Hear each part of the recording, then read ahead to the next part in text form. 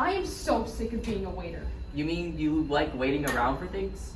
No, you're having me serve things at restaurants and it's annoying. I keep spilling plates of food because everything is metal and it's way too heavy for me to carry. And it's like, I don't even get paid that much. I get more paid by being a video manager.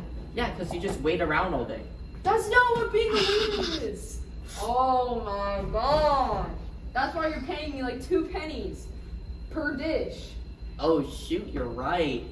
Why don't we just get like robots to do it or something? Oh, that's a brilliant idea.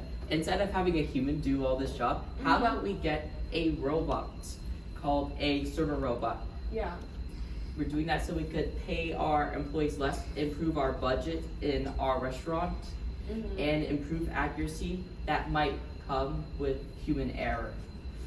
And we're going to do this with 2 different robots. Essentially, we'll be having a carrying robot, which will carry the dish to a table, and then we have the other robot that will carry the food out, essentially. We'll use 2 different robot configurations for this, and this will be placed throughout our restaurants.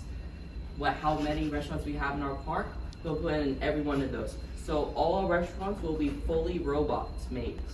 Finally, bro, I don't have to work like a freaking dog day and night doing God knows what, freaking waiting around or... Yeah, you're waiting around. I wasn't waiting. Yeah, you're waiting. I'm not falling for this rage bait. Alright, let's just build these robots. Come on. Let's build Okay.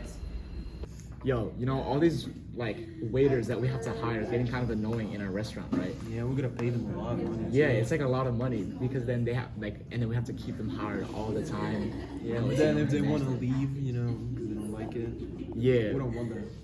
Yeah, so then I think that we should try implementing like, what about like a server robot, right? Because, you know, it'd be a lot cheaper. We don't have to pay them all the time. It'd just be like we charge them and it'd be easy.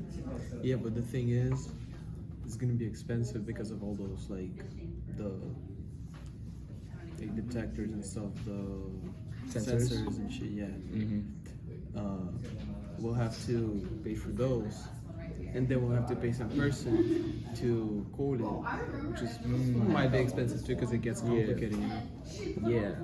But Oh yeah, maybe if the Damn. robot breaks too, right? yeah, if it breaks too, it's gonna be really expensive to fix. Yeah, the robot might be more expensive to break down, but it's still probably be better because Yeah. I feel like that robot would have like no less error than like an actual human. So, Exactly. you know, let's say they crash in with another person, they drop food everywhere, all that type of stuff. So then I think we should still go with that robot idea. Yeah, we do. Good idea. So we made a variety of design choices for our program. For one, I decided to use a color sensor because with like an ultrasonic sensor, it can detect objects, but they can't identify the object. But with a color sensor, if I make all the plates like red for some reason, then it will be able to detect the red color and immediately know that that's the plate. Because our robots utilize these sensors to understand their surroundings better, and is able to take the plate and move it back to the kitchen. Pretty nice. I also decided to implement a magnetic technology into these plates where it could be easily picked up by a magnet because it's with the force of gravity on Mars, it's easier for the robot to just pick up the plate with magnets than to have multiple motors to have to pick it up. Because we're assuming that the person does eat all their food in time, which is why we decided to do this design approach. Okay, so how the robots work is that the cage robot moves the green magnet forward to the second robot, right?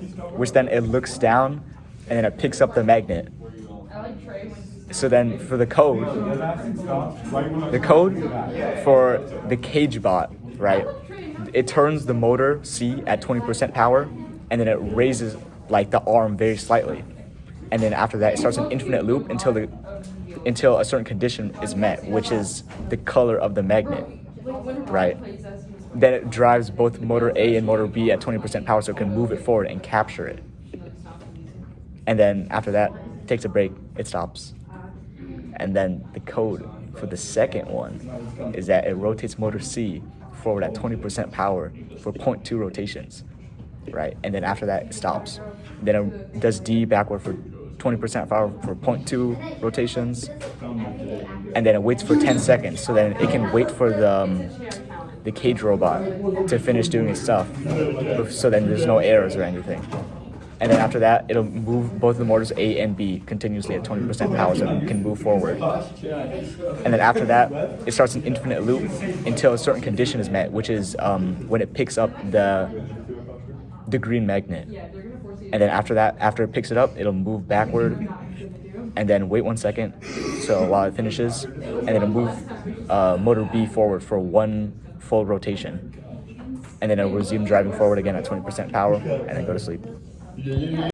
So we faced many difficulties when building this robot. First of all, we wanted to implement a color sensor into our robot design, but there's some issues specifically on robot's color detection,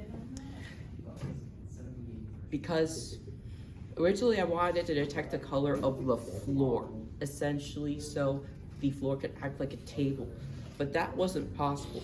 So instead, I resorted to using objects and maybe using the object as the flooring.